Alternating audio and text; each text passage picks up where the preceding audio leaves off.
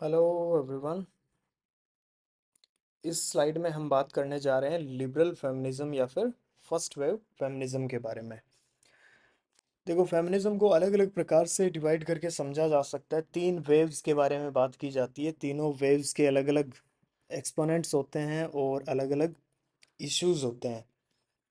First wave feminism है, second wave feminism है और थर्ड वेव फेमिनिज्म है। इसी प्रकार से एक अलग टाइपोलॉजी भी हम आइडियोलॉजी के बेसिस पर देख सकते हैं। लिबरल फेमिनिज्म है, सोशलिस्ट फेमिनिज्म है और कंजर्वेटिव फेमिनिज्म है। इस प्रकार के जितने भी अलग और भी पोस्ट मॉडर्न फेमिनिज्म है। ठीक है, तो इस स्लाइड में हम बात करेंगे लिबरल या फिर फर्स्ट वेव फेमिनिज्म के बारे में। देखो, 19th सेंचुरी तक आते आते जो है ना, विमेंस का जो मूवमेंट था इट एक्वायर्ड सेंट्रल फोकस।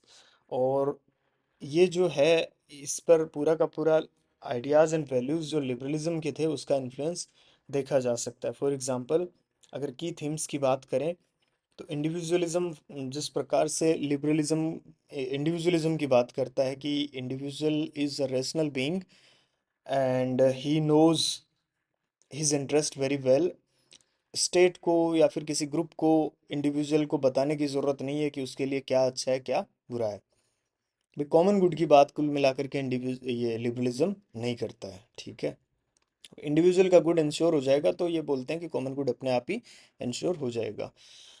तो यही तर्क जो है फेमिनिस्ट भी यूज़ करते हैं कि अगर इंडिविजुअल है, रेशनल है, तो महिला भी इंडिविजुअल है, वो भी रेशनल है, तो उसको फिर इक्वल राइट्स क्यों नहीं मिल रहे हैं? Political rights, right to vote वगैरह ये सब चीज़ें उसको क्यों डिनाई की जा रही है या की जा रही थी?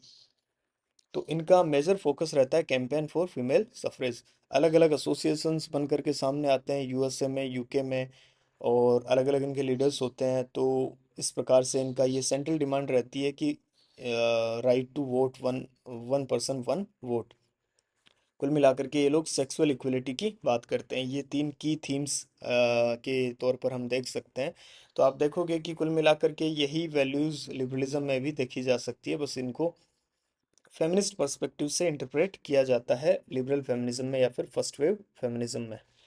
ठीक है, इसके जहाँ तक एक्सपोनेंट्स की बात है, मैरी वॉलस्टोनक्राफ्ट जो फर्स्ट फेमिनिस्ट जिसको बोला जा सकता है, जेएस मिल जो था पहली बार जो वेस्टर्न पॉलिटिकल थॉट में कोई एक इंडिविजुअल उभर करके सामने आता है जो महिलाओं के लिए इक्वल राइट्स की बात करता है एकदम क्लियरली। मतलब फिर बेटी फ्रेडन, हालांकि बेटी फ्रेडन जो थी वो सेकंड वेव फेमिनिज्म के साथ में ज़्यादा एसोसिएटेड है, पर इसके जो कंसर्न्स थे, इसके जो आर्ग्यूमेंट्स थे, वो कहीं ना कहीं लिबरल फेमिनिज्म या फिर फर्स्ट वेव फेमिनिज्म के ही दिखते हैं। ठीक है, तो ये first wave feminism was influenced by the ideas and values of liberalism. ये इसकी मेजर थीम्स है: individualism, campaign for female suffrage and sexual equality. Major works की जहाँ तक बात की जाए, अच्छा, इसका मेजर बिलीफ क्या था? मेजर बिलीफ यही था कि फीमेल का जो एमेंसिपेशन है, विमेंस का जो एमेंसिपेशन है, it would be brought about once women enjoyed equal voting rights.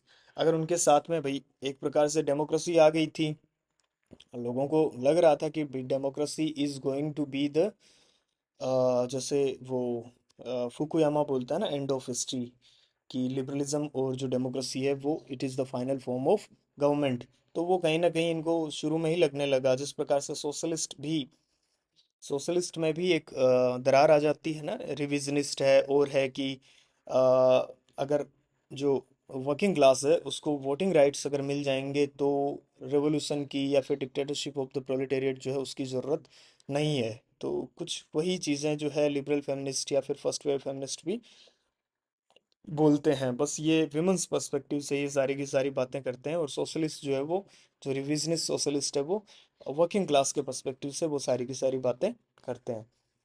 तो मेजर वर्क्स: वॉलस्टोनक्राफ्ट का vindication of the rights of women, जेस मिल का on the subjection of women, और बेटी फ्रेडन का द सेकंड स्टेज। ये तीन मेजर वर्क्स के तौर पर देख सकते हैं।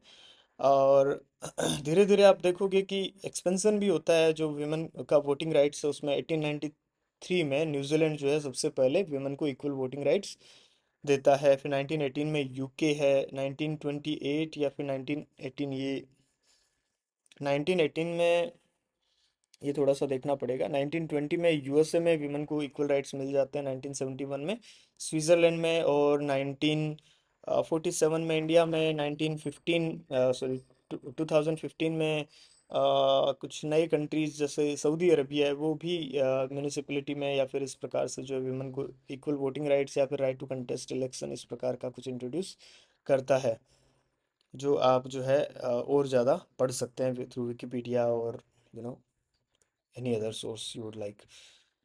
इसका कंक्लूजन था कि जो फर्स्ट वेव फेमिनिज्म जो है it ended with achievement of female suffrage. तो कुल मिलाकर के इनके जो है लिमिटेड गोल थे कि भैया पॉलिटिकल इक्वलिटी जो है इट इज़ नॉट इनफ। यहाँ से फिर सेकंड वेव फेमिनिज्म की शुरुआत होती है। वो सबसे पहले जो है सेक्स वर्सेस जेंडर का डिस्टिंक्शन लेकर के आते हैं।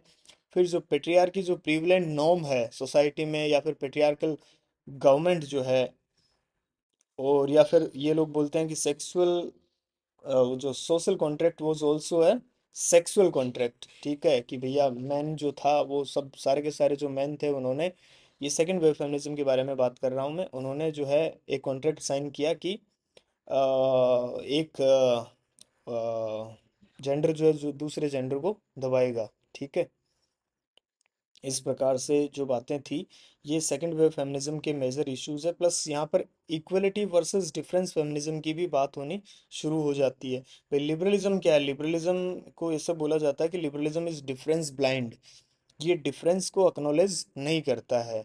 मतलब सारा का सारा जो जितने भी ग्रुप्स है, जितने भी कल्चर्स है, जितने भी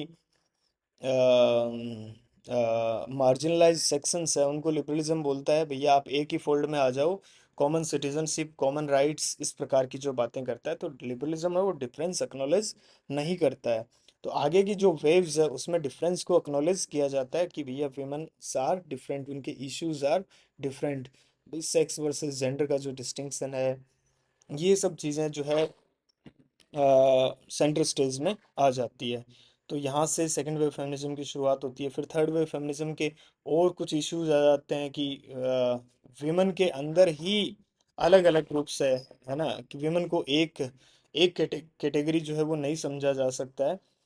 जो ब्लैक वीमेन है उनके issues are different, white women है उनके issues are again very different. तो इस प्रकार से जो है चीज़ें फेमिनिज्म की अलग अलग वेव्स है उनमें आगे बढ़ती रहती है, जिनके बारे में हम अपकमिंग स्लाइड्स में बात करेंगे। एग्ज़ाम में क्वेश्चंस की जहाँ तक बात है, यहाँ से अक्सर एग्ज़ाम में क्वेश्चन पूछा जाता है, और इनके जो मेजर वर्क्स है उनके बारे में भी पूछा जाता है। ओके, इस स्लाइड में इतना ही। Thank you for watching.